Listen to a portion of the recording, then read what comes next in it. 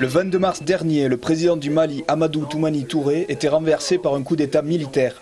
Profitant de la confusion créée par ce putsch, les indépendantistes touaregs et leurs alliés de l'AQMI, Al-Qaïda au Maghreb islamique, ont pris le contrôle des régions de Gao, Kidal et enfin Tombouctou. Cette situation inquiète les 2300 Maliens et Franco-Maliens de Haute-Garonne. Ils vivent ces derniers jours au rythme des soubresauts politiques de leur pays d'origine. Quand vous apprenez qu'il y a eu un coup d'État chez vous, dans votre capitale, sachant qu'il y a votre famille là-bas, il y a quasiment tous les parents là-bas, il y a une inquiétude qui s'installe. J'ai un ami qui a sa famille à Gao. Ses parents, ils sont un peu déboussolés parce que du jour au lendemain, un groupe de personnes se présente à eux en leur disant, voilà, à partir d'aujourd'hui, nous sommes l'autorité de Gao.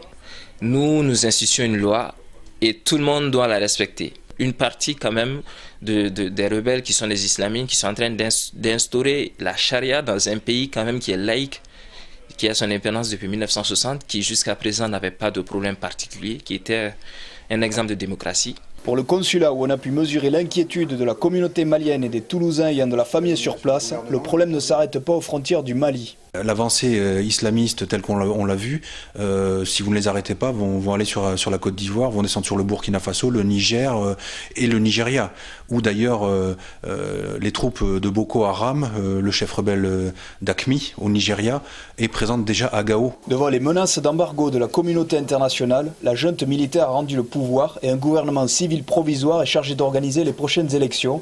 Les Maliens de Haute-Garonne appellent un rassemblement le samedi 14 avril à 15 h, place du Capitole.